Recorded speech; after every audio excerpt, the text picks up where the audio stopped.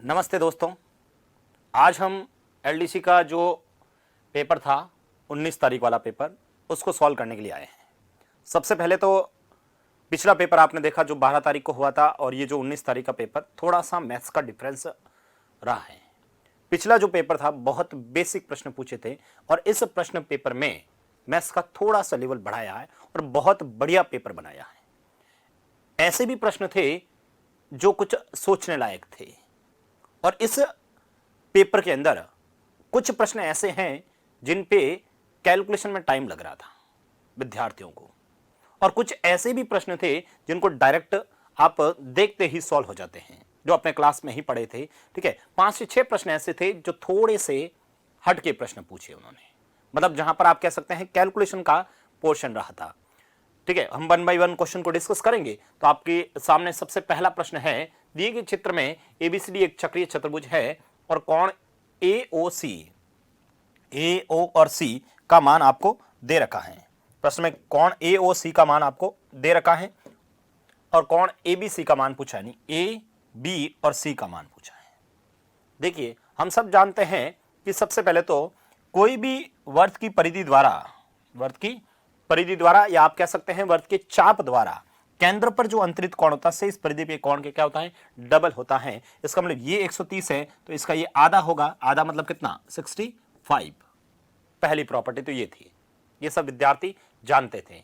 उसके बाद इसका मान पूछा है, तो देखिए ये कह रहा है चक्रीय चतुर्भुज है, ये क्या है, साइक्लिक क्वाड्रिलेटर है। जब साइक्लिक क्वाड्रिलेटर होता है चक्रीय चतुर्भुज, तो उस समय क्या होता है, इसके सम्मुख कोण क्या होते हैं, समपूरक होते हैं। यानी चक्रीय चतुर्भुज की कंडीशन होती है कि कोण ए प्लस कोण सी बराबर होगा 180, और इसी तरह से कोण बी प्लस कोण डी बराबर क्या होगा, 180।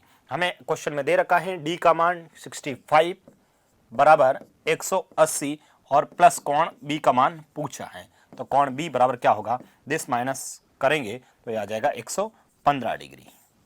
यानी आपका ऑप्शन था पहला। इस प्रश्न में आपको समझने वाली चीज ये है कि चक्रीय चतुर्भुज होता है, उसका मतलब क्या होता है। चक्रीय चतुर्भुज का मतलब पहले ये होता है कि वर्त की परिधि पर उसके शीर्ष स्थित होते हैं। दूसरी कंडीशन, चक्रीय चतुर्भुज के सम्मुख कोण क्या होते हैं, समपूरक होते हैं। इस वजह से ये अपन प्रश्न डायरेक्ट सॉल्व हो गया। प्रश्न संख्या 2, एक बैट्समैन द्वारा 10 पारियों का स्कोर दे रखा है और माध्यिका से इनका माध्य विचलन ज्ञात करना है। देखिए, सबसे पहले तो इनका माध्यिका ज्ञात करनी पड़ेगी। माध्यिका ज्ञात कैसे करते हैं वो आप सब जानते हैं। माध्यिका जब इसको सॉल्व करोगे तो मैं इसको आरोही क्रम में व्यवस्थित करूंगा। माध्यिका का मतलब क्या होता है, आरोही क्रम में व्यवस्थित करना। तो सबसे पहले इसमें व्यवस्थित करेंगे तो आएगा 34, 34 के बाद आएगा 38,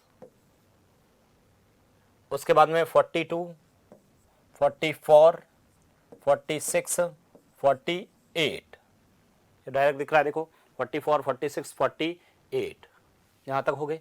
उसके बाद में 54 और 55 हो गए। उसके बाद में 63 और लास्ट में 70। 1 2 3 4 5 6 7 8 9 और 10, टोटल 10 हो गए। तो माध्यिका का होगी इनके बीच में, बीच का मतलब ये यहाँ पर 47। माध्यिका कितने आ गई, 47। अब माध्यिका से माध्य विचलन ज्ञात करना है, यानी माध्यिका से इन सब का अंतर निकालना है। यानी x ये हो गया और एक तरह से ये 47 हो गया। इन सब से वैल्यू निकालते जानी है। ठीक है, पहले 47 में से ये, फिर 47 में से ये, 47 में से ये, इस तरह से वैल्यू निकालनी है और इन सब का टोटल करना है। जब आप इन सब का टोटल करोगे तो मैं यहाँ से लिखता हुआ जा रहा हूँ, 47 में से ये माइनस करना है। तो देखिए 47 में से ये माइनस किया तो 7 में से 4 गया 3, मैं यहाँ थोड़ा ऊपर लिख रहा हूँ। ठीक है, इसमें से इसको माइनस करना है, तो माइनस करोगे 47 में से। ठीक है, 47 में से सबको माइनस करते हुए चलना है।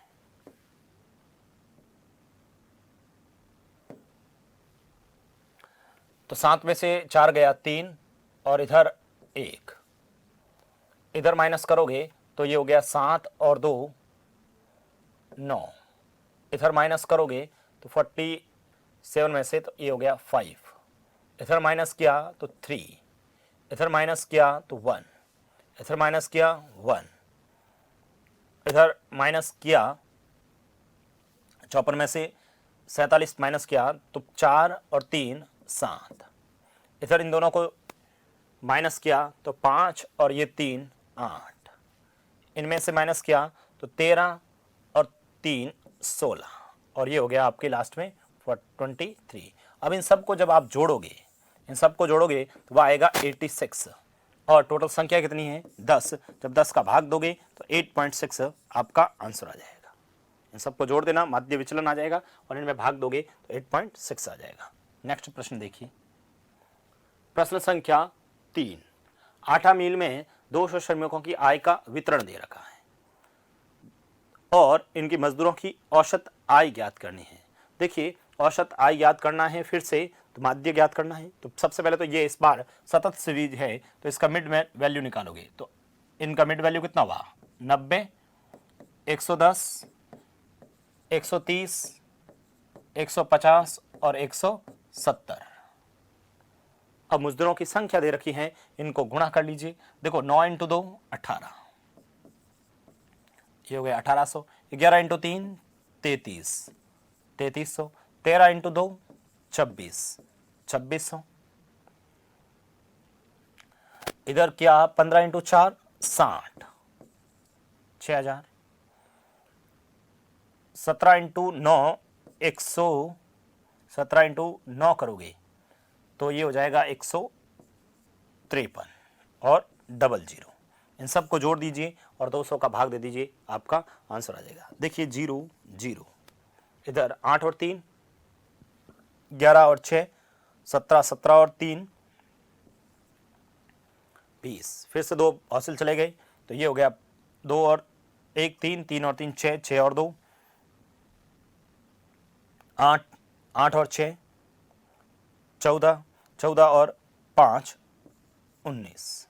हासिल 1 चला गया आगे, ठीक है। तो ये हो गया और बट्टा में 200 का भाग दे दीजिए। 20 से 20, 290 का आधा 145। आपका आंसर कितना आ जाएगा 145। प्रश्न संख्या 4। 10 प्रेक्षणों का माध्य 16 है। जांच करने पर ज्ञात हुआ कि 2 प्रेक्षण 8 व 7 के स्थान पर 4 व 6 गलती से लिख दिया। देखिए 10 का ये है तो सबसे पहले सही में और गलत में। सही में कितना लिख रहा था 8 और 7 और गलती से 4 और 6 लिख दिया। पहले इन दोनों सही को जोड़ दूंगा, फिर दोनों गलत को जोड़ दूंगा। सही में जोड़ा तो 15 हुआ, गलती से जोड़ा तो 20 हुआ। सॉरी, गलती से जोड़ा तो कितना हुआ 10।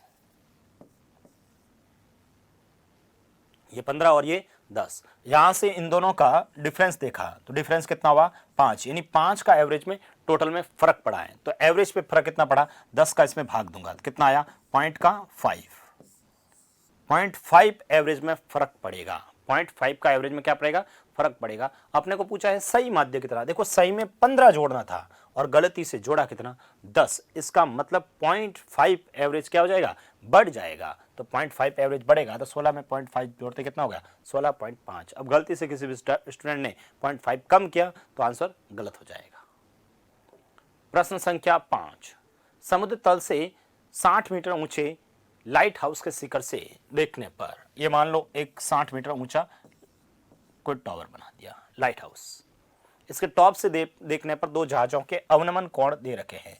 ठीक है, ये यहाँ पर कोई जहाज है और एक जहाज यहाँ बना लेता हूँ। इनके ऊपर से यहाँ से देखेंगे तो अवनमन कोण बनेगा यहाँ से, वह क्रमशः कितना है 30 व 45 डिग्री है। यानी ये है 30, इधर मैं बनाऊंगा तो ये 30 बनेगा, इधर 45। तो मैं यहाँ पर बना लेता हूँ ये 30 और ये 45। दोनों जहाज लाइट हाउस के एक ही ओर है तो जहाजों के मध्य की दूरी यानी ये मान हमें ज्ञात करना है। देखिए सबसे पहले हम जानते हैं कि 45 के सामने 1 होता है और इधर भी 1 होता है। 30 के सामने भी 1 होता है और इधर होता है √3 होता है। तो मुझे बताओ ये 1 है, ये √3 है, तो ये कितना हुआ √3 - 1। √3 - 1। प्रश्न में 60 का मान दे रखा है 1, यानी 60/1 इंटू √3 - 1। आंसर कितना आ गया 60 √3 - 1। आगे सॉल्व इतना ही करना है तो ऑप्शन लिख रखा था 60 √3 - 1। प्रश्न संख्या 6। यदि P बराबर sine theta plus cos theta तथा Q बराबर sec theta plus cosec theta है, तब Q P स्क्वायर माइनस 1 का मान कितना होगा। बहुत बार प्रश्न ये एसएससी के अंदर भी प्रश्न पूछा है, हमने एज इट इज यही क्लास में लिखा था, डाटा सेम ही है, ठीक है। तो प्रश्न देखो कैसे करना है, P और Q, थीटा का मान रख लेता हूँ, थीटा का मान 45 रख लेता हूँ। हमने पहले भी ऐसे टाइप के प्रश्न किए थे, मॉडल पेपर में भी हमने क्वेश्चन किए थे इस टाइप से, ठीक है। तो थीटा बराबर 45 रखता हूँ। जैसे ही थीटा बराबर 45 रखता हूँ तो देखिए P साइन 45 हम सब जानते हैं 1/√2 होता है, कोस 45 1/√2 होता है। जब दोनों को जोड़ता हूँ तो 2/√2 होता है। √2 से ऊपर नीचे परिमेयकरण करता हूँ तो मेरा आंसर हो गया √2 × √2, 2 से ये कट गया, आंसर कितना आ गया √2। ये P का मान आ गया। इसी तरह से Q का मान रखता हूँ तो 45 सेक 45 √2, कोसेक 45 √2, ये हो गया 2√2। P का और Q का मान आ गया, बस इसमें रख दीजिए, आपका आंसर आ गया। P Q का मान कितना है 2√2, P का मान √2 का स्क्वायर इन 2 2 - 1, 2 - 1, इसको सॉल्व करूंगा 2√2, ये मेरा आंसर आएगा। अब देखिए ऑप्शन है P के रूप में, P का मान यहां रखिए √2, क्या अपना ऑप्शन √2 है? नहीं है, इसका मतलब ये नहीं होगा, ठीक है। वापस यहाँ रखा 4√2, क्या ये इसके बराबर है? नहीं है। ये 3√2, ये भी नहीं है, तो आंसर क्या हो गया? आंसर हो जाएगा आपका चौथा, ये नहीं होगा, और ऑप्शन क्या हो जाएगा चौथा 2P। प्रश्न संख्या 7, शाम 7:20 पर एक घड़ी की सुइयों के बीच रेडियन में कोण कितना है, ये आपसे पूछा है। हम सब जानते हैं कि दो सुइयों के मध्य कोण ज्ञात करने का फॉर्मूला होता है 11m - 60h/2। ये फॉर्मूला होता है 11m - 60h/2। m मतलब मिनट, h मतलब आवर। मिनट कितने हैं 20, तो 11 × 20 माइनस 60 × h बट्टा में 2। और इसका भी ये जो वैल्यू होती है वो हमेशा पॉजिटिव में लेते हैं, ठीक है। तो 11 × 2 कितने हो गए 22 माइनस 420/2। ये पूरा पॉजिटिव वैल्यू लेते हैं हम हमेशा।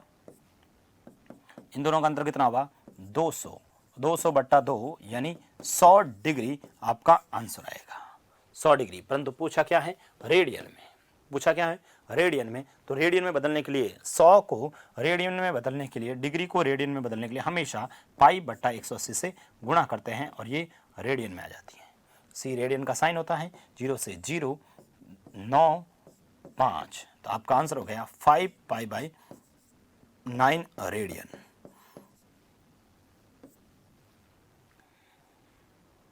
प्रश्न संख्या 8, एक त्रिभुज ABC में D भुजा AC का मध्य बिंदु है। ये बनाया देखो C, इसमें D भुजा AC का मध्य बिंदु है, ये D है, वह D भुजा AC का मध्य बिंदु है, ठीक है। AC है ना, इसको अपन क्या कर लेते हैं, मैं चेंज कर लेता हूँ, इसको A लिख लेता हूँ और इधर B लिख लेता हूँ। त्रिभुज ABC में D भुजा AC का मध्य बिंदु है।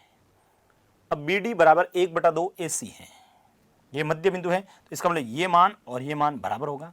और साथ में ये भी कह रहा है कि BD, ये जो B और D है वह इसका आधा है, ये जितनी वैल्यू है, ठीक है, इस AC का आधा है, मतलब ये वैल्यू है उतनी की उतनी ये होगी।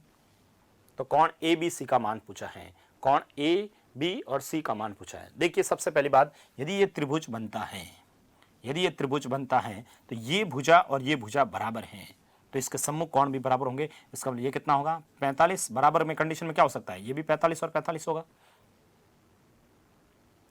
इधर ये दोनों बराबर हैं तो ये भी कितना होगा 45 होगा और ये भी 45 होगा, तो टोटल कितना हुआ 90। आपका आंसर क्या हो गया 90 डिग्री। दूसरा, हम ये भी जानते हैं कि यदि किसी शीर्ष से सामने वाली भुजा के मध्य बिंदु को मिलाने वाली रेखा माध्यिका कहलाती है, और यदि ये माध्यिका होती है और ये वैल्यू होती है, तब ये अपने आप ही 90 डिग्री का कोण बनता है। ये प्रॉपर्टी भी हमने क्लास में डिस्कस की थी।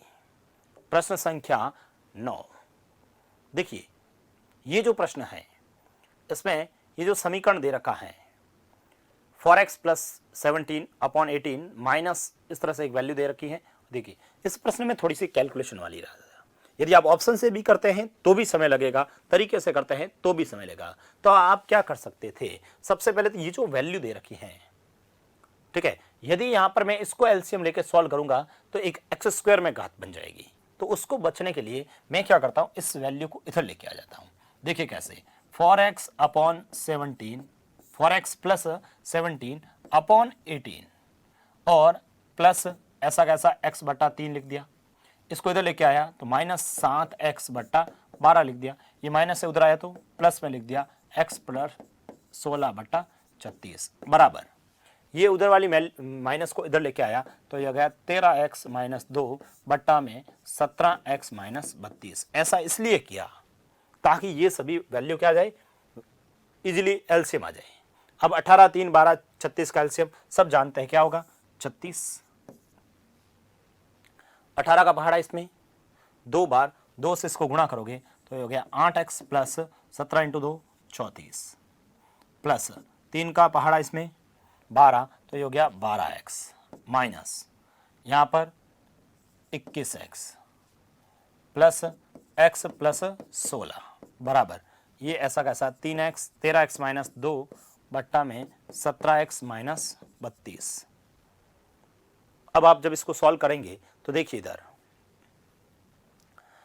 यहां से 8 और 12 कितने हो गए, 20, 20 और ये 21, ये 21x और ये माइनस का 21 है। देखो ये सभी अपने आप कट गए। देखो प्रश्न इन्होंने बहुत बढ़िया प्रश्न बनाया है, ठीक है। स्टूडेंट के दिमाग में यहाँ से सॉल्व करने की रही होगी तो यहाँ से कैलकुलेशन करी कि तो बहुत लंबा कैलकुलेशन हो गया, लेकिन जिस तरह से ऐसे कैलकुलेशन किया तो देखिए अपना आंसर बहुत इजीली आने की संभावना रहेगी। तो यहाँ तक हो गया।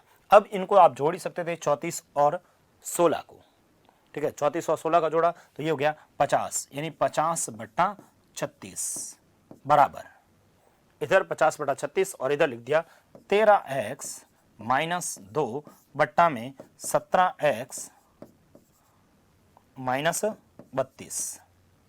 अब देखिए इसको मैं और 2 से काटूं तो हो गया 25 बट्टा 18। अब ये थोड़ी सी कैलकुलेशन आपको करनी पड़ेगी।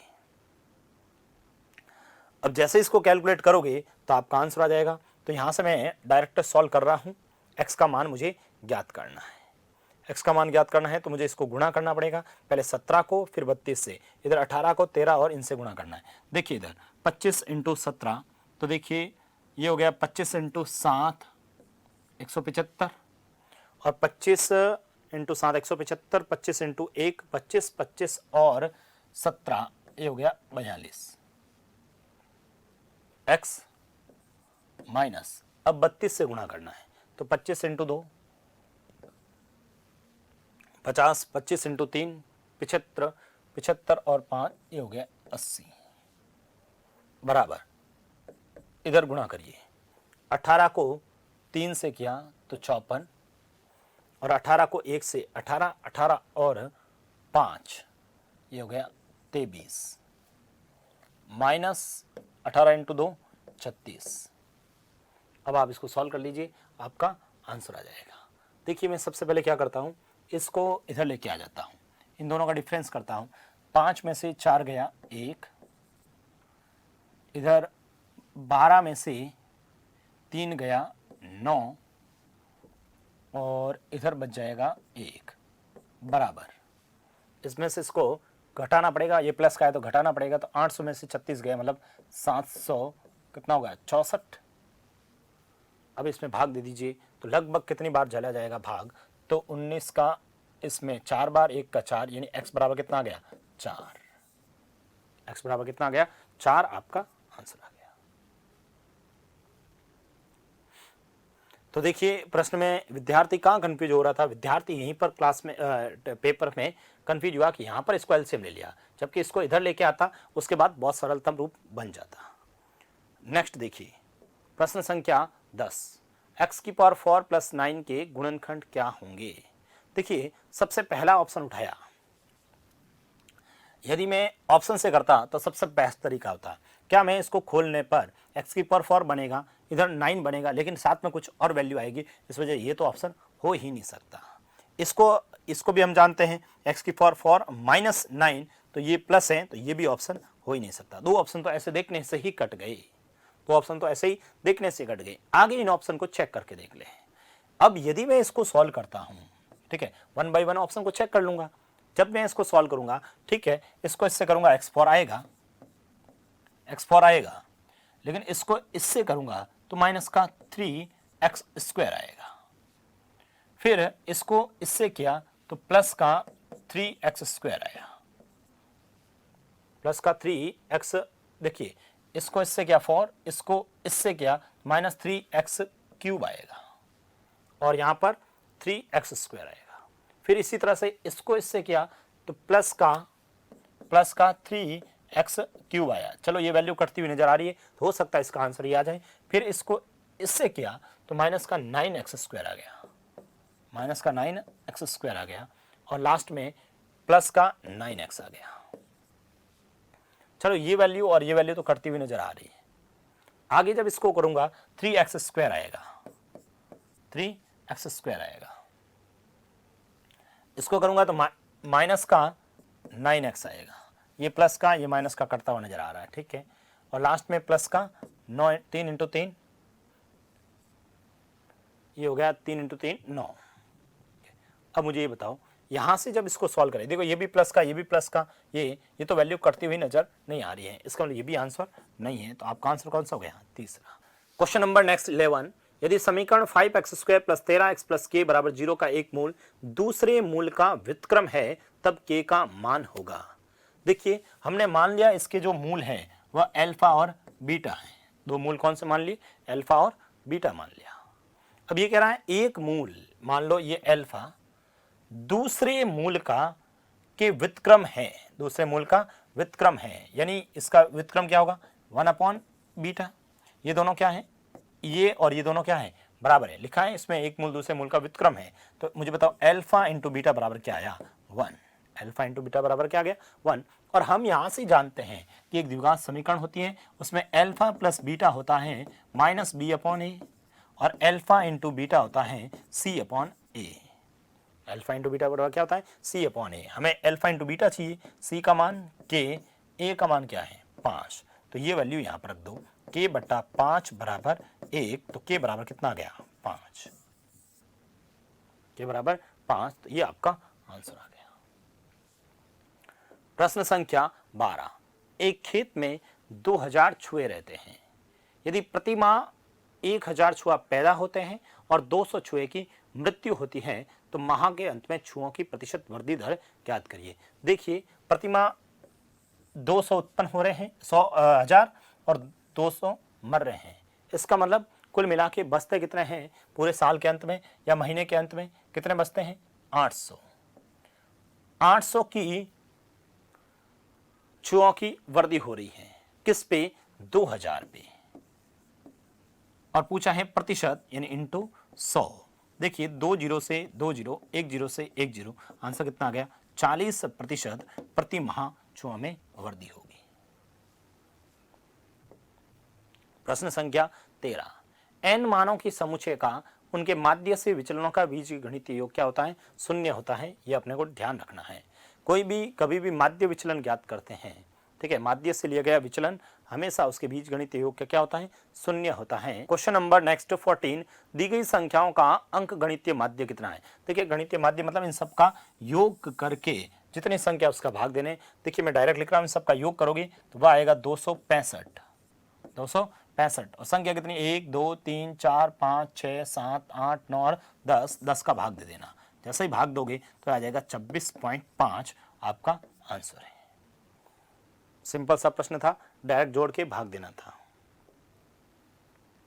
प्रश्न संख्या 15, यदि निम्नलिखित दंड आरेख एक महाविद्यालय में विभिन्न संकायों में नामांकित विद्यार्थियों की संख्या को प्रदर्शित करता है, तो महाविद्यालय में नामांकित विद्यार्थियों की कुल संख्या कितनी है? देखिए टोटल स्टूडेंट निकालना है। सबसे पहले साइंस के अंदर देखा तो 200 और इधर देखा आपने कॉमर्स के अंदर 300, 200 और 300 500, 500 और आर्ट्स के भी 500, 1000, 1000 हो गए। उसके बाद में ये लॉ के अंदर देखा आपने तो लॉ के अंदर 150 है। कितना? 150 यानी 1150। और लास्ट में ये एजुकेशन कितने हैं? 100 है। 1150 और 100 1250 आपका आंसर है। प्रश्न संख्या 16, एक खंबा 24 मीटर ऊंचाई का है जिसकी छाया 8√3 मीटर लंबी है। ठीक है, ये एक 24 मीटर का खंबा है और ये इसकी छाया है। तो इस समय सूर्य का उन्नयन कोण कितना होगा, ये थीटा कितना होगा, ये आपसे पूछा है। तो हम सब जानते हैं कि ये थीटा अपने को ज्ञात करना है। तो tan थीटा बराबर क्या होगा, L अपॉन ए होता है। ये L है और ये L हो A है, तो किस में होता है, tan में होता है, L अपॉन ए। तो आपने लिखा tan थीटा बराबर L मतलब 24/8√3। ये इससे कितने बार कटा, 3, 3 का में भाग √3 का दोगे √3, तो थीटा बराबर कितना आ गया, 60 डिग्री।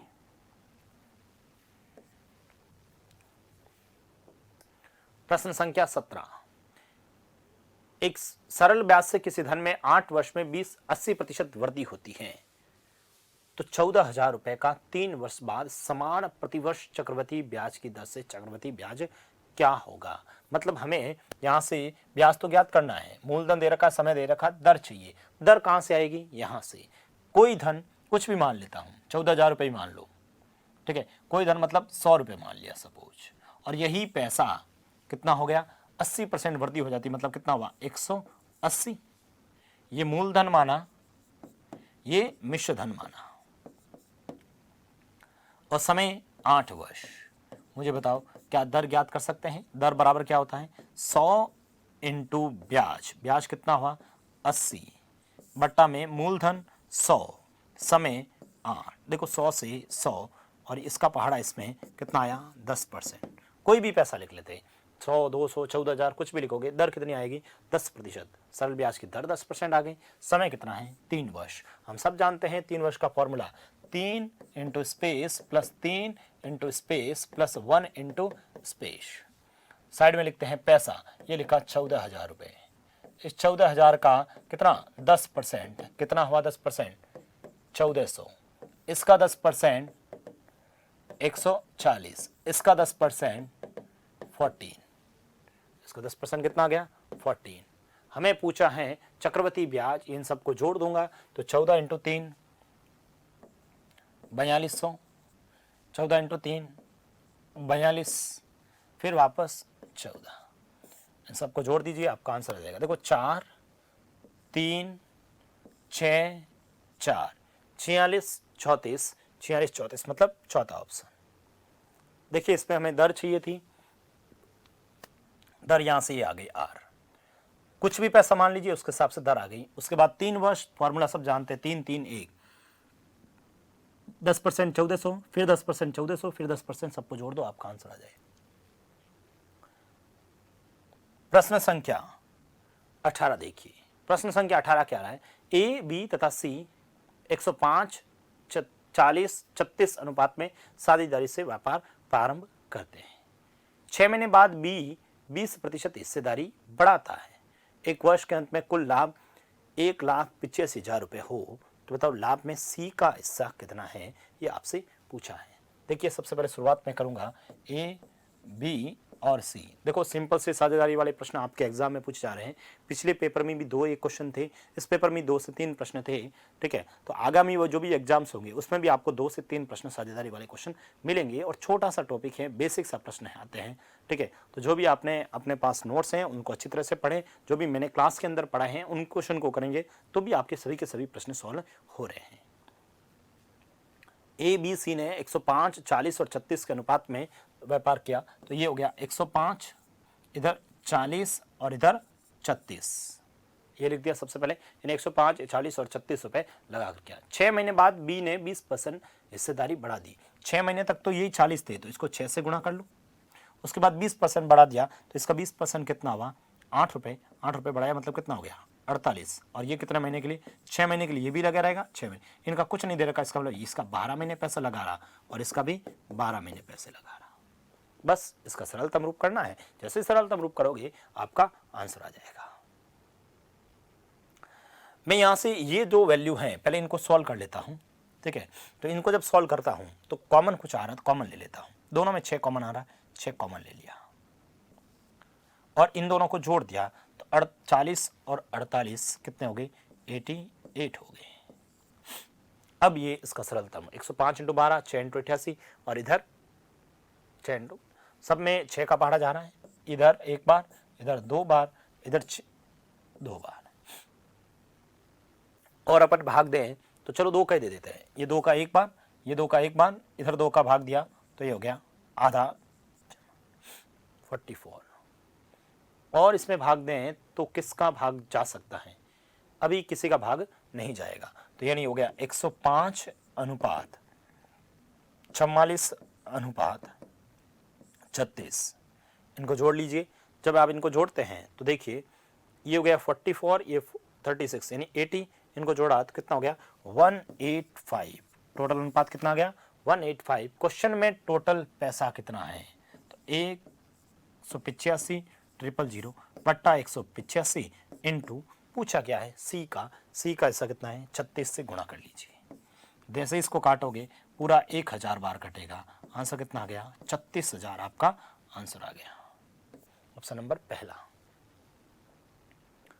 प्रश्न संख्या 19, a माइनस बी तथा a माइनस बी बट्टा a प्लस बी एवं a स्क्वायर बी स्क्वायर का मध्यानुपाती क्या होगा। देखिए मध्यानुपाती मतलब होता है a माइनस बी आपको दे रखा है, बट्टा में a प्लस बी दे रखा है, मध्यानुपाती मान लेता हूं x, और ये ऐसा का ऐसा a स्क्वायर बी स्क्वायर बट्टा a square minus B square. मध्यानुपाती दे रखा है तो इसको समानुपात में बदलूंगा, समानुपात में बदलने का मतलब है इस वाली राशि को क्या लिख दूंगा 2 बार, a माइनस बी बट्टा में a प्लस बी, ये x, ये भी x, और ये a स्क्वायर बी स्क्वायर बट्टा में a square minus B square. अब हम सब जानते हैं कि 4 पद हैं, तो 4 पदों में क्या होता है बाह्य पदों का गुणा बराबर मध्य पदों का गुणा, इन दोनों का गुणा क्या हुआ x स्क्वायर, और इनका गुणा a माइनस बी बट्टा में a प्लस बी गुणा ए स्क्वायर बी स्क्वायर बट्टा, इसको मैं लिख देता हूँ a माइनस बी और a प्लस बी। देखो a माइनस बी से a माइनस बी कट गया। अब मुझे x का मान चाहिए तो इसका वर्गमूल निकालूंगा, तो इसका वर्गमूल निकालूंगा तो क्या आएगा ए बी, और a प्लस बी का वर्गमूल a प्लस बी यानी A B upon A plus B, A B upon A plus B, यानी चौथा ऑप्शन आपका सही है। प्रश्न संख्या 20, ये लॉग का बढ़िया प्रश्न पूछा। यदि log 3 बेस y बराबर x है और log 2 बेस z बराबर x है तब 72 की पावर x बराबर क्या होगा। देखिए सबसे पहले तो हम log का प्रॉपर्टी के हिसाब से इसको मैं ये लिख सकता हूं 3 की पावर x किसके बराबर है, 3 की पावर x किसके बराबर हो गया y। इसी तरह से इसको लिखूंगा तो 2 की पावर x बराबर z है। सबसे बेस्ट तरीका हमें चाहिए 72 की पावर x का मान। देखिए मैं ऑप्शन में रखता हूं, ऑप्शन से कर लेते, कुछ भी समझ में नहीं आता, इतना समझ में आया यदि तो मुझे y का मान यहाँ रखता हूं, y का मान यहाँ रखा तो ये रखा 3 की पावर x, और इधर z का मान रखा तो 2 की पावर x। अब आधार अलग अलग नहीं, घात सेम है, तो एक साथ लिख सकता हूं 3 इंटू 2 की पावर x, ये कितना आया 6 की पावर x। हमें चाहिए 72 की पावर x। क्या ये ऑप्शन हो सकता है, नहीं होगा, ये ऑप्शन नहीं होगा। इसी तरह से मैं दूसरा ऑप्शन रखता हूं, y की पावर 3 है यानी इसकी बार 3 करना इसकी पावर में, तो ये लिख दिया इस 3 की पावर x की पावर 3, ठीक है। इधर z रखोगे तो z रखा 2 की पावर x की पावर 2। देखिए इस 3 की पावर 3 कितना हुआ 27 की पावर x, इधर 2 की पावर 2 4, 2 की पावर 2 4, और ये वापस x, यहाँ पर भी x, 27 इंटू 4 कर लीजिए, 27 इंटू 4 करोगे तो क्या 72 आएगा, नहीं आएगा, ये जाएगा 108 की पावर x, जबकि हमें चाहिए ये, इसका मतलब ये भी आंसर नहीं है, ये भी आंसर नहीं है। फिर मैं ऑप्शन उठाया ये वाला y स्क्वायर, तो यहां से y स्क्वायर मतलब इसका स्क्वायर करूंगा 3 की पावर x का स्क्वायर, और इधर z कितना है 2 की पावर x, 2 की पावर x की पावर 2, यहां से जब आप सॉल्व करोगे तो ये हो गया 9 की पावर x, और ये सॉरी ये है क्यूब है, 2 की पावर 3 यानी 8, 8 की पावर x, तो 8 इंटू 9 72, 72 की पावर x, यानी आपका आंसर कौन सा हो गया? 21। एक लंबवर्तीय बेलन की ऊंचाई 24 सेंटीमीटर तथा अर्धगोले की त्रिज्या 4 सेंटीमीटर है। यदि लंबवर्तीय बेलन व अर्धगोले का आयतन समान है, देखिए बेलन और क्वेश्चन में लिखा है अर्धगोला, इन दोनों का आयतन क्या है? एक समान है, तो लंबवर्तीय बेलन की त्रिज्या होगी। देखिए बेलन का आयतन का फॉर्मूला क्या होता है? सबसे पहले बेलन का आयतन का फॉर्मूला लिखूंगा तो ये हो गया पाई आर स्क्वायर एच, अर्धगोले का 2/3 पाई आर क्यूब, ये आयतन इन दोनों का एक समान है। तो देखिए सबसे पहले तो यहां से देखो ये आर और ये आर काटना नहीं है, क्योंकि यह दोनों के आर क्या है? अलग है, इसका आर पूछा है, पाई से पाई में काट सकता हूं। आर का मान बेलन की त्रिज्या दे रखी होगी, देखो बेलन की त्रिज्या हमें ज्ञात करनी है, इसको ऐसे ही रख लेता हूं आर स्क्वायर। बेलन की ऊंचाई 24 बराबर 2/3 और अर्धगोले की त्रिज्या 4, तो ये हो गया 4 × 4 × 4। इसको सॉल्व कर दीजिए, आपका आंसर आ जाएगा। देखिए सबसे पहले तो मैं इसको सॉल्व करूं तो किससे काटें इसको? चलो ये 4 से ये कट गया, कितनी बार? 4 से ये 6 बार, 2 से ये 3 बार, तो हो गया आर स्क्वायर बराबर, इधर क्या है 4 × 4 16 और बट्टा में ये 3 इधर आया तो 9 हो गया, तो आर बराबर कितना आ गया? 4/3। आर बराबर कितना आ गया? 4/3। हमें यही पूछा है कि बेलन की त्रिज्या कितनी है, तो 4/3 आपका आंसर है। और कोई वैल्यू कटती हुई नजर ही नहीं आ रही है। प्रश्न संख्या 22, यदि d -1/2 5/2, e 7/3 7 और 3, f ये त्रिभुज ABC की भुजाओं, ठीक है, यानी हमें सबसे पहले तो त्रिभुज बनाना है, A B और C की भुजाओं BC CA और AB के मध्य बिंदु है F, ठीक है, तो C के निर्देशांक ये हमें ज्ञात करना है। देखिए यदि ये मध्य बिंदु है तो पहले तो मैं इसको मिलाऊं, इसका मतलब यदि ये मध्य बिंदु है तो ये भुजा और ये भुजा दोनों के क्या होगी? समांतर होगी, तो इसको भी मैं ऐसे मिला लेता हूं। यदि ये भुजा समांतर है तो ये भुजा और ये भुजा भी क्या होगी? समांतर, और ये भुजा और ये भुजा भी क्या होगी? समांतर, यानी कौन सा त्रिभुज बन गया? समांतर चतुर्भुज बन गया एक तरह से। और हमें ये सभी कोऑर्डिनेट दे रखे हैं। देखिए यहाँ पर डी के कोऑर्डिनेट देखिए, सबसे पहले तो डी के कोऑर्डिनेट लिख रहा है -1/2 और 5/2, ये हो गया डी का। ई का कोऑर्डिनेट दे रखा है 7 और 3, और एफ का जो कोऑर्डिनेट दे रखा है 7/2 और 7/2, और सी के कोऑर्डिनेट हमें पूछे हैं, मान लेते हैं एक्स और वाई है। देखिए ये एक समांतर चतुर्भुज बन गया, ये जो चतुर्भुज है वो क्या हो गया? एक समांतर चतुर्भुज बन गया। और समांतर चतुर्भुज का जो समांतर चतुर्भुज होता है उसका जो ये जो विकर्ण होते हैं, समांतर चतुर्भुज के विकर्ण क्या होते हैं? एक दूसरे को समद्विभाजित करते हैं। समांतर चतुर्भुज के विकर्ण क्या होते हैं? एक दूसरे को समद्विभाजित करते हैं। तो समद्विभाजित करने का मतलब है कि इसके जो कोऑर्डिनेट होंगे, ठीक है, इसके जो कोऑर्डिनेट होंगे ये, इन दोनों का मिड पॉइंट ही इसका मिड पॉइंट होगा, तो इसका मिड पॉइंट आप ज्ञात कर सकते थे।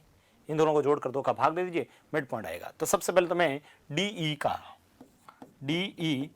के मध्य बिंदु निकालूंगा, ठीक है, मध्य बिंदु के निर्देशांक निकालूंगा।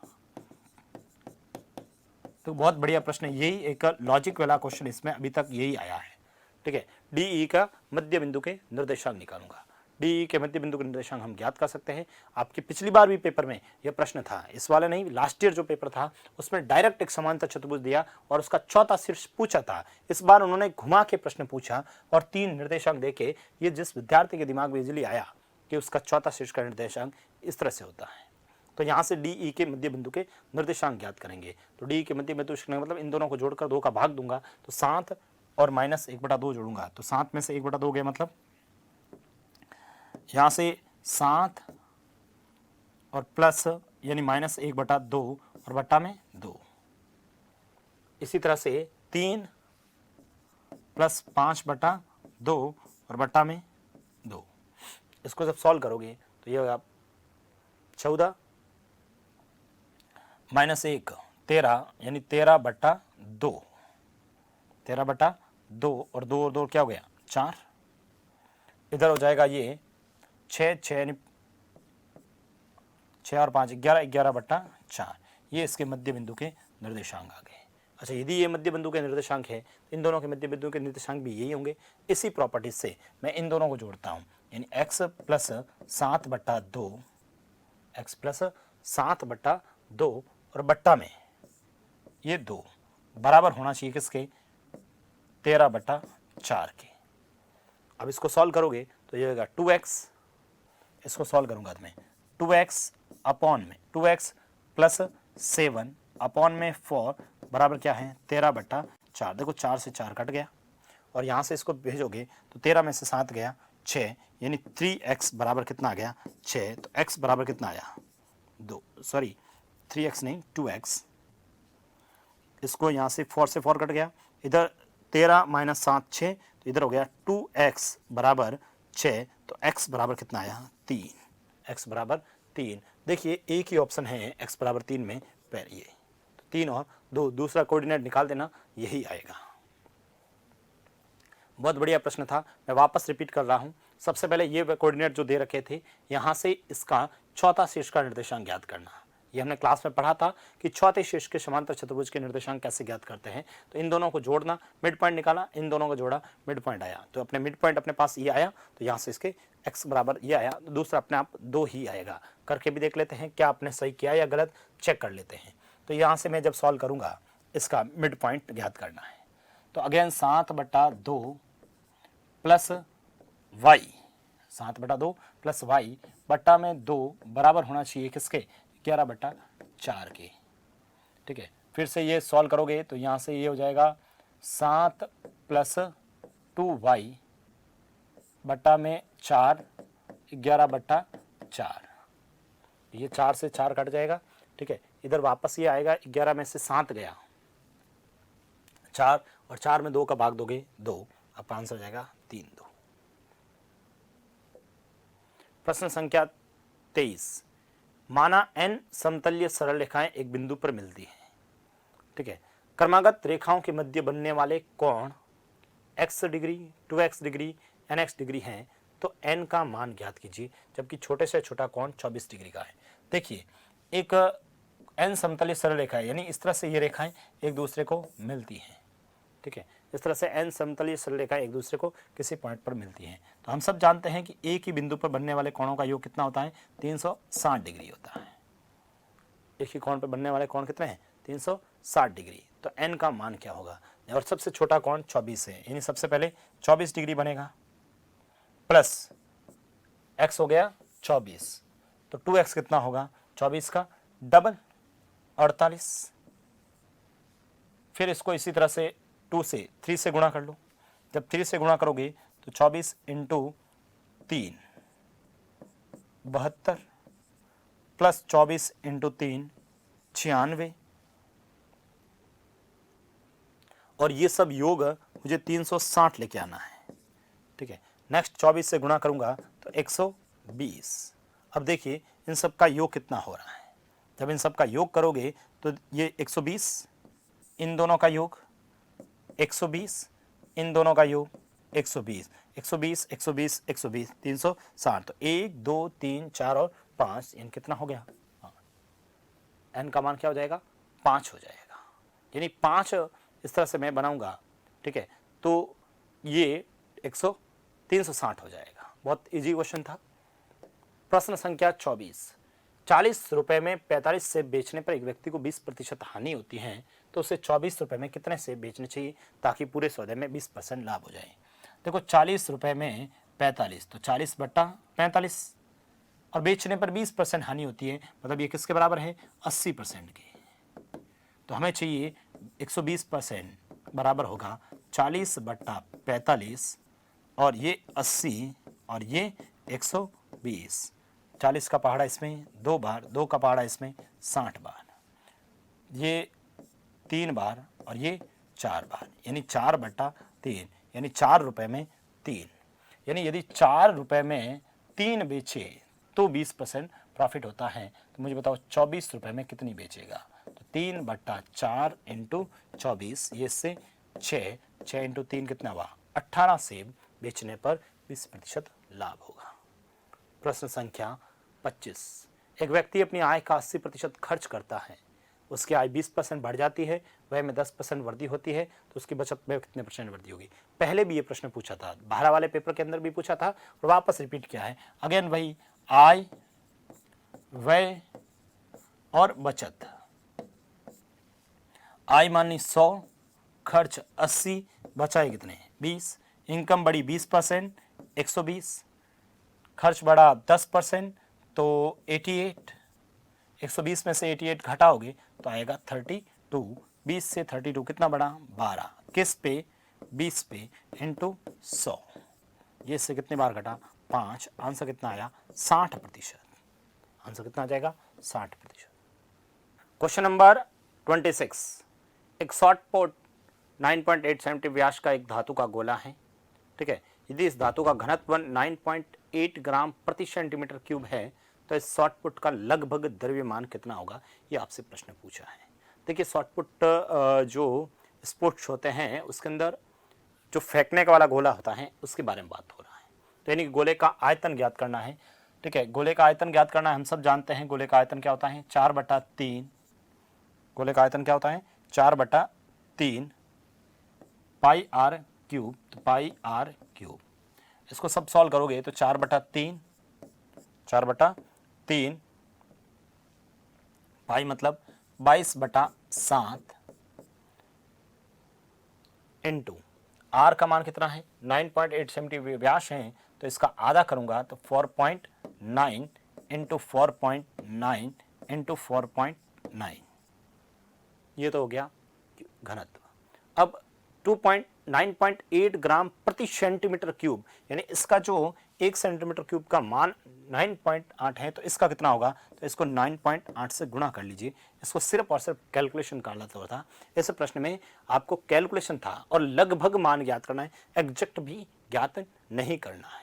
तो लगभग जब मान ज्ञात करेंगे तो देखिए ऑप्शन भी पास में है, तो लगभग ज्ञात करने के लिए सबसे पहले तो मैं क्या करता हूँ, इस पॉइंट से ये पॉइंट हटा देता हूँ, सभी के सभी ये सभी पॉइंट हटाऊंगा तो बट्टा में क्या आ जाएगा? 10,000। बट्टा में क्या हो गया? 10,000। इन सबसे पॉइंट से हटा दिया। 7 का पहाड़ा इसमें जा रहा है, 7 7 49 होते हैं,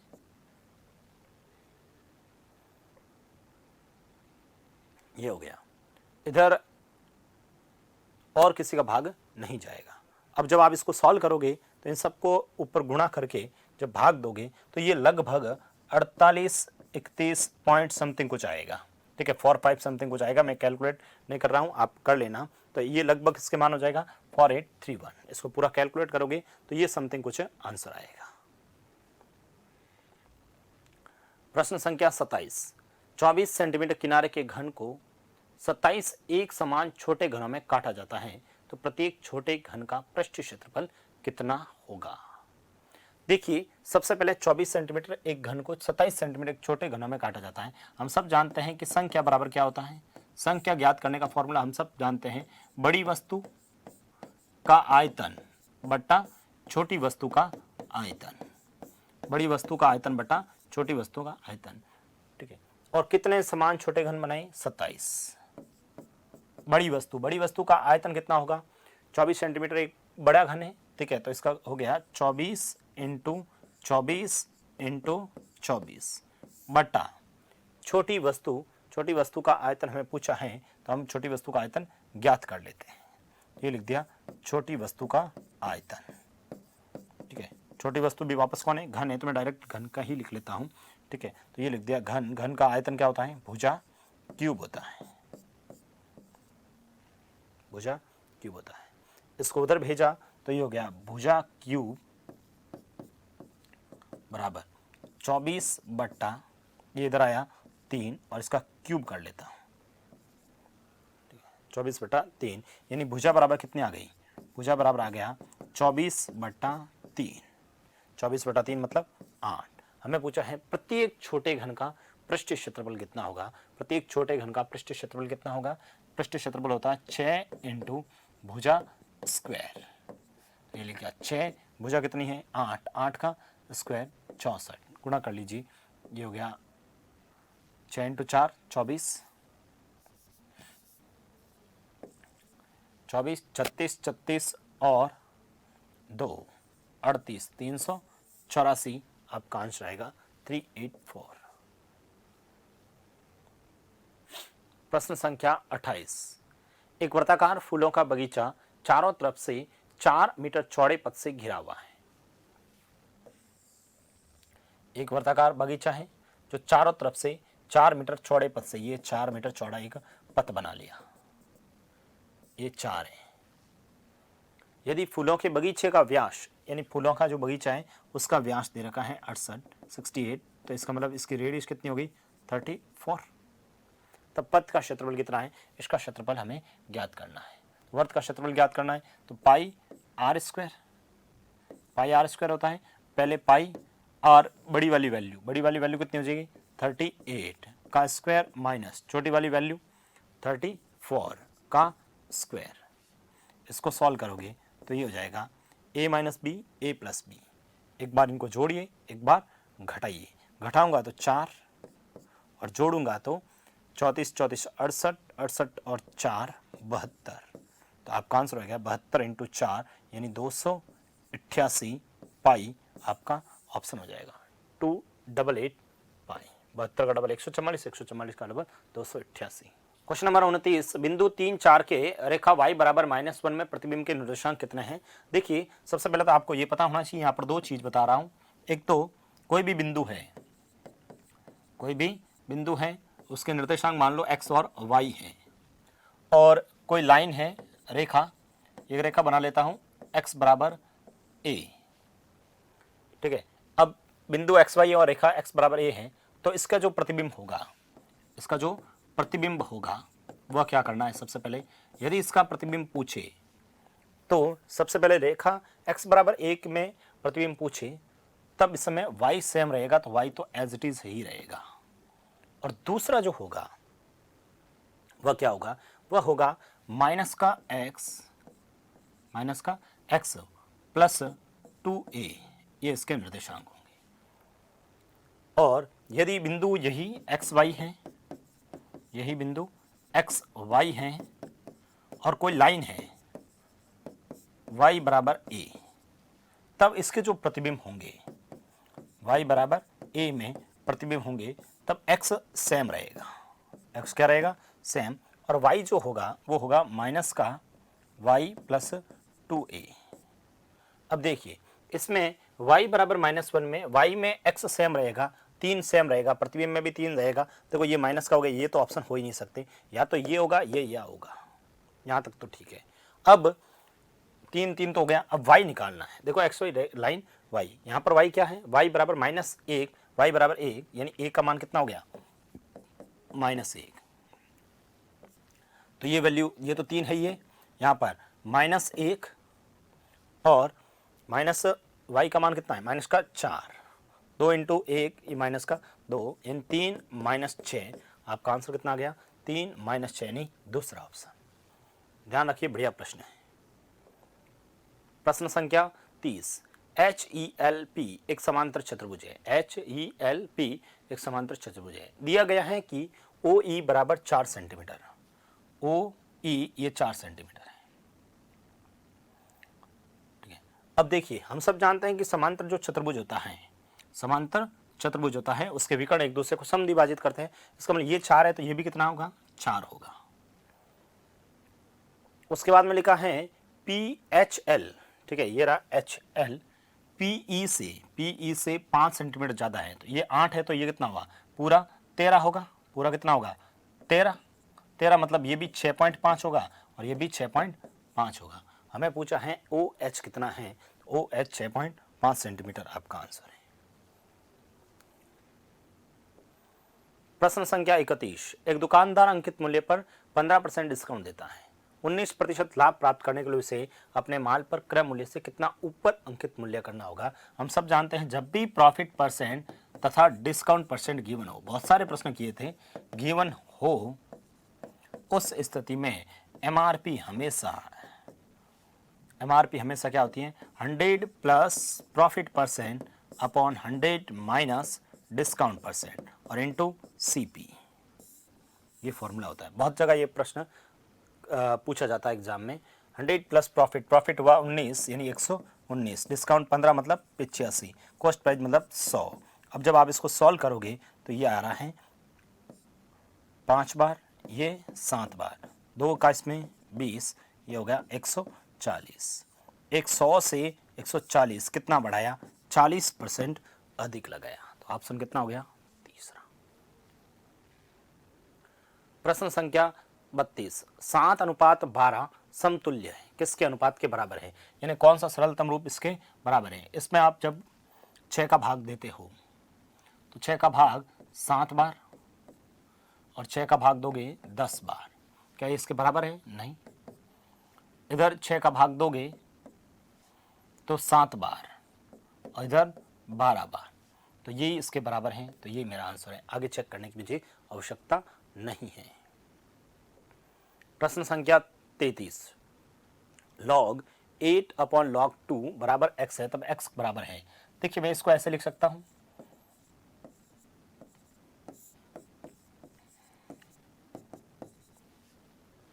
दो की पावर 3, नियम के अकॉर्डिंग ये 3 क्या आ जाएगा आगे, तो ये हो गया log 2 base upon log 2 base बराबर x, ये कट गया तो x बराबर कितना आया, 3।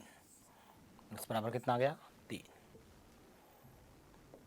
प्रश्न संख्या 34, यदि एक द्विघात समीकरण के मूल दे रखे हैं तो द्विघात समीकरण होगी। सिंपल सा, यदि किसी द्विघात समीकरण के 2 मूल दे रखे हो तो द्विघात समीकरण हम जानते हैं कि x² माइनस मूलों का योग इंटू x प्लस मूलों का गुणा बराबर 0, ये एक द्विघात समीकरण होती है। दोनों को जोड़ दीजिए, जैसे ही आप जोड़ते हो तो x² माइनस, दोनों को जोड़िए, अल्फा 2 अल्फा बीटा कट गया तो -2 अल्फा x, -2 अल्फा x, ये हो गया -2 अल्फा x। यहाँ x ना देके t है तो यहाँ पर t लिख लेता हूँ, यहाँ पर भी t लिख लेता हूँ, ठीक है। तो ये हो गया t² -2 alpha t² -2 alpha t। देखिए एक ही ऑप्शन दिख रहा है, बाकी कोई दिख नहीं रहा है, मेरा आंसर यहीं पर आ गया था। आगे गुणा करें तो प्लस अल्फा इंटू बीटा, ठीक है, इन दोनों का गुणा करोगे तो alpha plus beta, alpha into beta, तो हो गया alpha square minus of beta square बराबर 0, यानी ऑप्शन नंबर तीसरा। बहुत सिंपल सा प्रश्न डायरेक्ट पूछा है। प्रश्न संख्या 35, यदि समीकरण दे रखा है का हल होगा, ये जो समीकरण दे रखा है इसका हल क्या होगा। ऑप्शन में से उठा के रख दीजिए x और y का मान। पहला ऑप्शन उठाया, x बराबर -1 और y बराबर भी -1, रखिए यहाँ पर -1 इंटू 3 -3, -1 इंटू +1 +1 बटा 3, इसको मैं सॉल्व करूंगा तो ये जाएगा -1/3। वापस यहाँ रखता हूँ, -2 -1 +2 बटा में 5, तो ये हो गया माइनस प्लस कट गया, -1/5। क्या ये दोनों बराबर हैं, नहीं दिख रहा है, ये बराबर नहीं है, इसका मतलब ये ऑप्शन तो नहीं हो सकता। वापस ऑप्शन नंबर दूसरा रखता हूँ, ऑप्शन नंबर दूसरा रखता हूँ, तो ये रखा 3, ये -1 + 1/3, ये कट गया, ये 3/3 मतलब 1 बराबर देखता हूँ। यदि ये 1 आएगा तो आगे चेक करेंगे, ये होगा 2 + 1 + 2/5, तो ये हो गया 5/5 यानी 1, ये दोनों बराबर हैं। तो फिर आगे और चलते हैं, आगे जैसे ही चलेंगे हम तो ये हो गया 3 + 2 + 1/6, 6/6 मतलब 1, तीनों बराबर हैं, इसका मतलब यही इसका आंसर है। प्रश्न संख्या 36, k का वह मान बताना है। k का मान है यदि x माइनस 1 बहुपद 3x² + 2x माइनस k का एक गुणनखंड है। हम सब जानते हैं यदि ये इसका गुणनखंड है तो x माइनस 1 बराबर क्या होगा 0, तो x बराबर क्या होगा 1। x बराबर क्या होगा 1। अब यदि ये 1 इसमें है रखेंगे आप तो इसका आंसर आएगा 3 × 1 का स्क्वायर 3 प्लस 2 माइनस k बराबर 0, तो 5 बराबर आ गया k। इन k का मान क्या आएगा 5। प्रश्न संख्या 37 ये कह रहा है का मान होगा, इसका स्क्वायर करके वैल्यू निकालनी है। तो इसका स्क्वायर ना करके मैं a² माइनस बी स्क्वायर का फॉर्मूला लगाऊंगा। a² माइनस बी स्क्वायर क्या होता है a माइनस बी और a प्लस बी वैल्यू रखते हैं a माइनस बी और a प्लस बी। एक बार घटाना तो 1786 माइनस 214। एक बार जोड़िए 1786 प्लस 214। अब जब इनमें से इसको घटाओगे 6 में से 4 गया 2, 8 में से 1 गया 7, इधर 17 में से 2 गया 15, इंटू इन दोनों का योग करोगे तो ये हो जाएगा 18 और 2000। इसका गुणा भाग का लेना आपका आंसर आ जाएगा। देखिए 0 0 0 तीनों जीरो तो आ रहे, सब में आ रहे जीरो। ठीक है, 2 का डबल 4, फिर डबल 4, फिर 1, फिर 3, 31 44 डबल 0, यानी आंसर ये हो जाएगा पहला। प्रश्न संख्या 38 2112 का वर्ग होगा। 2112 का वर्ग होगा। ठीक है, तो 2112 का स्क्वायर करना है। ठीक है, आप कैसी भी विधि से, कहीं पर भी वैदिक गणित में नहीं लिखा है कि द्वंद्व योग विधि से करो या कोई भी विधि से कर लीजिए, आपका आंसर आ जाएगा। जब आप इसका स्क्वायर करोगे, ठीक है, जब आप इसका स्क्वायर करोगे तो जो आपका आंसर आएगा वह आएगा 44 60 544। 44 60 544 गुणा करना है और कुछ नहीं करना, सिंपल सा।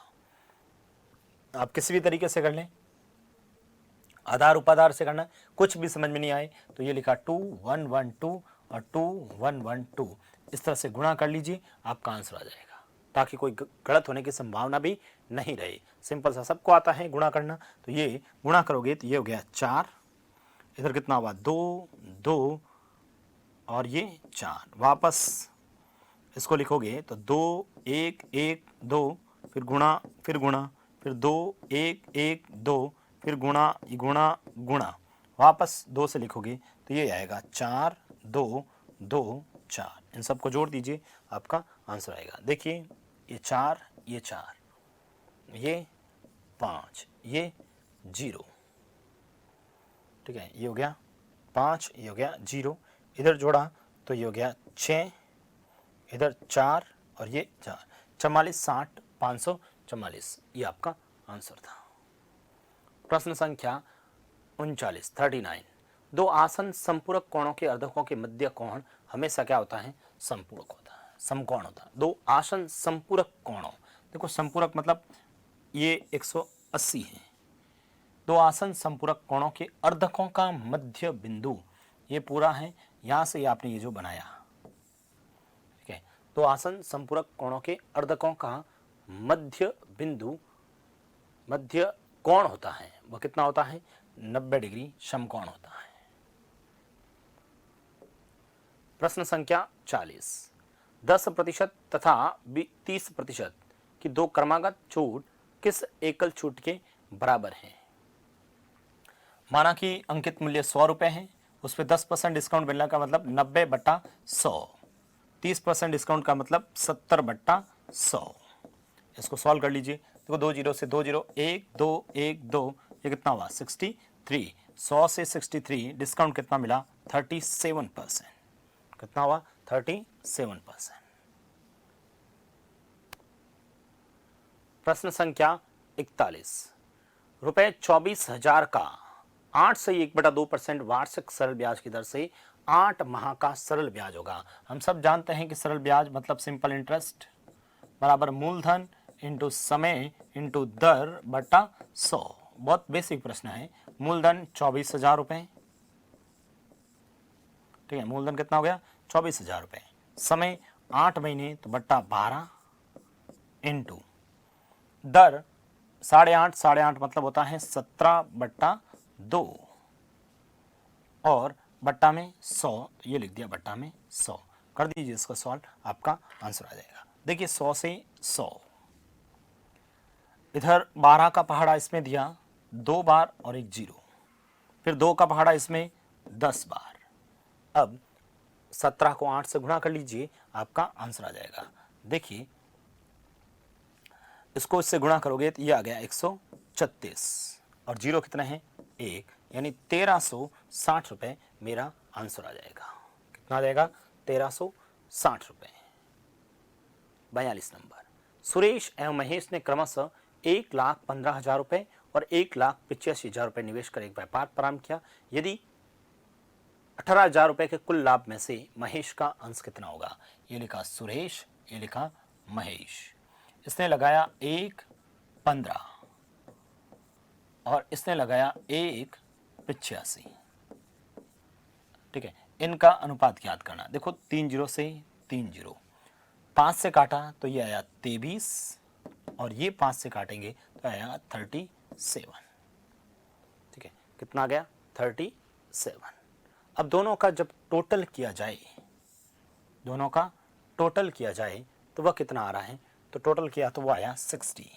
क्वेश्चन में टोटल कितना है 18,000 रुपए बट्टा 60 इंटू महेश का पूछा है तो 37 से गुणा, 0 से 0, ये इसमें 3 और ये 2 0, तो 111 और 2 0 यहाँ पीछे और लगा दो तो 111 2 0 मतलब आंसर कितना हो गया 3 नंबर। बहुत बेसिक प्रश्न पूछे हुए हैं।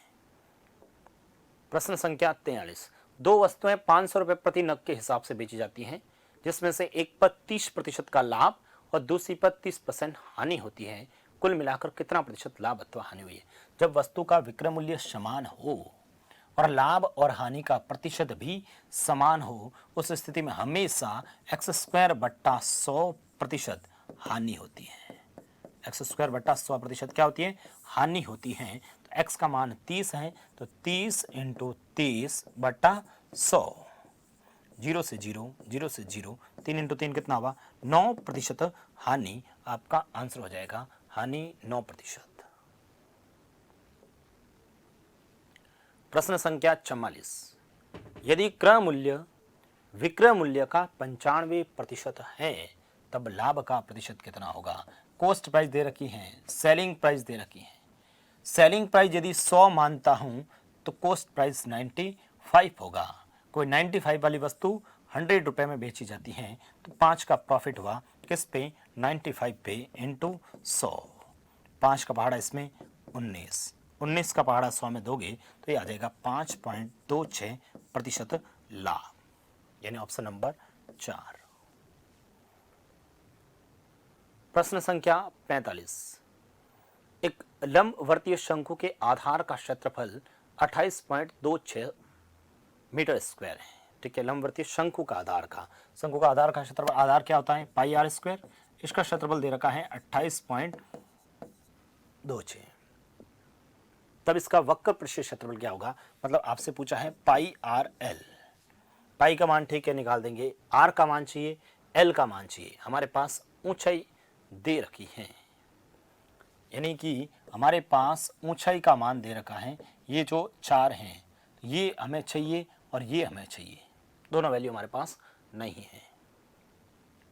वो r यहाँ आ जाएगा तो h अपन निकाल सके तो r कैसे निकालें? तो r² बराबर हो जाएगा 28.26 और बट्टा में ये पॉइंट में है तो मैं 3 4 का भाग देता हूँ, 3.14 का। सबसे पहले तो इसको आप जब सॉल्व करोगे तो देखिए पॉइंट से पॉइंट हटा देता हूँ। अब 300 का लगभग इसमें कितनी बार भाग चला जाएगा तो ये आ जाएगा r² बराबर, इसमें भाग दोगे तो 9 आएगा, r बराबर कितना आ जाएगा? r बराबर आ जाएगा 3। r बराबर कितना आ जाएगा 3। r का मान यदि 3 है तो h का मान कितना, l का मान कितना होगा 5, बस इसमें रख दीजिए, आपका आंसर आ जाएगा। पाई का मान दे रखा है 3.14 तो इसलिए 3.14 ही रखा, 22/7 नहीं रखा मैंने ताकि कैलकुलेशन इजी रहे। यहाँ से अब सॉल्व करेंगे तो पाई का मान 22/7 इंटू आर का मान 3, एल का मान 5। इसको आप सॉल्व कर लेना, आपका आंसर आ जाएगा। देखिए ये गुणा करना कोई बड़ी बात नहीं थी, 5 इंटू 22 करना 110 इंटू 3/7 यानी 330/7, तो ये हो गया 28। इसको जब आप भाग दोगे तो ये आपका आंसर आ जाएगा और ये लगभग आएगा 47.14 समथिंग हो जाएगा। 47.14 आपका आंसर आ जाएगा, 2 नंबर ऑप्शन। और डायरेक्ट भी विद्यार्थी बहुत सारे ऐसे भी करके आए हैं। विद्यार्थियों ने बताया कि सर मेरे को जैसे ही यहाँ पर 4 दिखा तो मैं अपना आप ऑटोमेटिक ये 3 हुआ और ये 5 बार ट्रिपलेट बन रहा था, क्योंकि ऑप्शन इसी रूप में थे, तो ये सब कुछ करने की आवश्यकता भी नहीं थी, डायरेक्ट 5 यहाँ रखा, आंसर आ गया। प्रश्न संख्या 46। एक घनाकार टैंक जो कि 2 मीटर लंबा, 5 मीटर चौड़ा और 1.5 मीटर गहरा है, उसमें कितने लीटर पानी भरा जा सकता है। हम सब जानते हैं कि कितना लीटर पानी भरना मतलब आयतन निकालना। तो पहले तो इसका आयतन निकालेंगे घनाकार की, तो आयतन क्या होगा 2 × 5 × 1.5, ये हो गया। अब जब इसको सॉल्व करूंगा तो ये हो गया 2 × 5 10, 10 × 1.5 करूंगा यानी 15 घन मीटर उसका आयतन है, 15 घन मीटर। और हम जानते हैं कि 1 घन मीटर बराबर कितना होता है, 1000 लीटर होता है।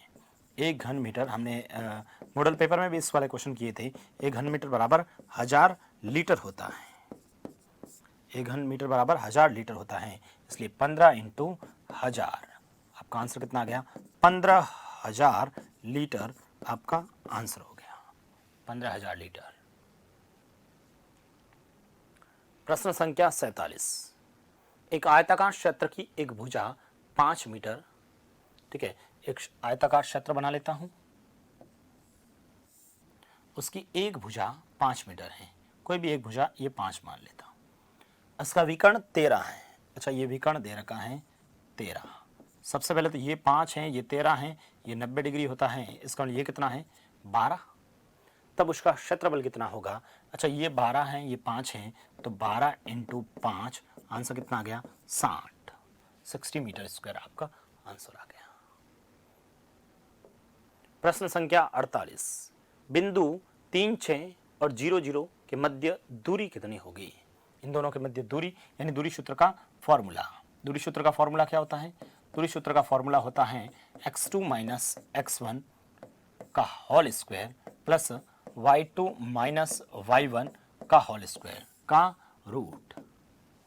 इसमें से इसको घटा दीजिए, x2 माइनस ये 3 0, 3 का स्क्वायर 9, 6 का स्क्वायर 36, इस पूरे का वर्गमूल निकालेंगे तो रूट 45।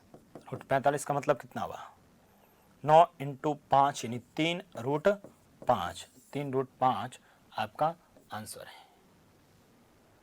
प्रश्न संख्या 49। प्रश्न संख्या 49। यदि दो त्रिभुजों ABC और PQR में ये दे रखा है तो निम्न में से कौन सा स्टेटमेंट सही है, ये आपसे कौन सा ऑप्शन है ये आपसे पूछा है। देखो ABBCCA,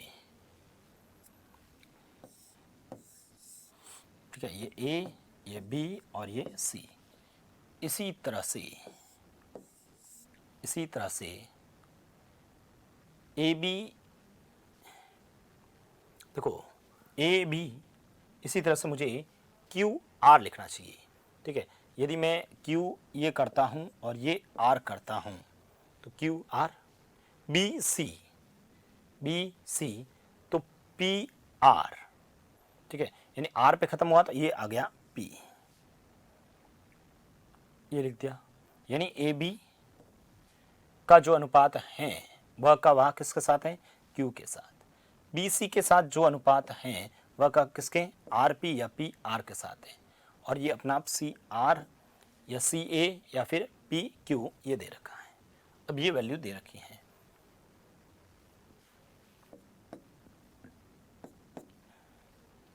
अब यहां से देखिए, इसी तरह से ये समरूप होंगे नहीं होंगे ये अपने को देखना है।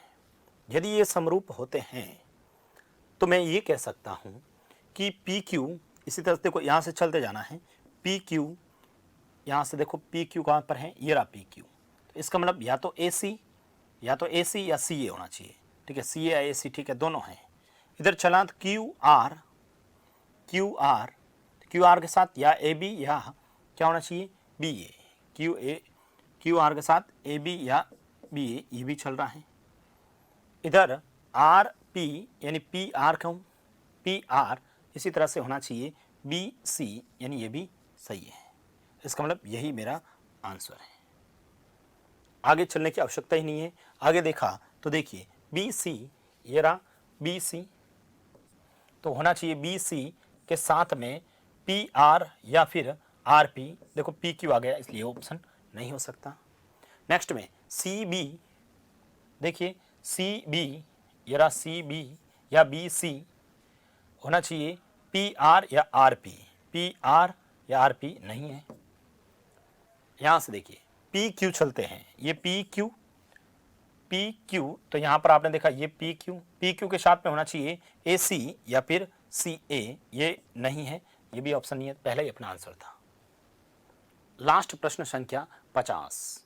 प्रश्न संख्या, चित्र में यदि कोण ए बी सी बराबर 65 डिग्री तथा कोण ए सी बी बराबर 35 डिग्री है तो कोण बी डी सी का मान कितना होगा। हम सब जानते हैं कि एक ही वर्तखंड के कोण क्या होते हैं, बराबर, यानी जितना ये एंगल होगा उतना का उतना ये होगा। पूछा है बी डी सी का मान कितना होगा, बी,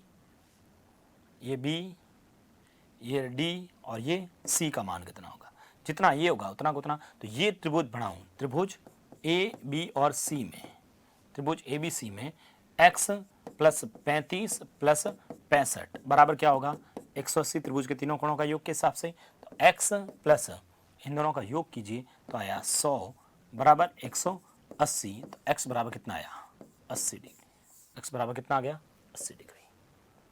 तो ये आपका प्रश्न पेपर 19 तारीख वाला मैथ का था, जिसके अंदर बहुत बेसिक प्रश्न भी पूछे थे और कुछ एक क्वेश्चन थे वो अलग टाइप से। हमने इन दोनों पेपर को देखने से आप ये एनालाइज कर सकते हैं, जो विद्यार्थी बहुत ही मैथ्स को वीक मानते हैं, तो उन विद्यार्थियों को कहना चाहूँगा कि जैसे पार्टनरशिप वाले क्वेश्चन आप सॉल्व करें, उससे प्रश्न बार बार पूछे जा रहे हैं। प्रतिशत के बेसिक प्रश्न करके जाइए, उससे भी अपना इजीली काम चल जाएगा। लाभ हानि के अंदर भी बहुत इजी प्रश्न पूछे हैं, जैसे मिश्रण वाले क्वेश्चन नहीं पूछे जा रहे तो उसको आप अवॉइड करें। इसी के साथ में बेसिक आपको सर्कल से ये रिलेटेड, इससे भी पिछले पेपर में भी इससे रिलेटेड पूछा है। ये देखिए हमेशा ध्यान रखिए, वृत्त के प्रश्नों को सॉल्व करते समय एक ही वृत्तखंड के कोण बराबर होते हैं, ये सबसे पहले दिमाग में आना चाहिए, जिससे प्रश्न आप इजीली बना सकते हैं। निर्देशांक ज्यामिति से प्रश्न बार बार पूछे जा रहे हैं, बेसिक प्रश्न पूछे जाते हैं, दूरी सूत्र आप ध्यान रखिए, तो इस तरह से आप बहुत अच्छा स्कोर कर सकते हैं। तो अभी जिनका भी नेक्स्ट सितंबर में एग्जाम है तो बहुत पर्याप्त समय भी है, तो अच्छी तरह से रिवाइज करें। इसी के साथ में thank you. Click on the subscribe button to subscribe to our channel. Press the bell icon on the YouTube app and never miss another update.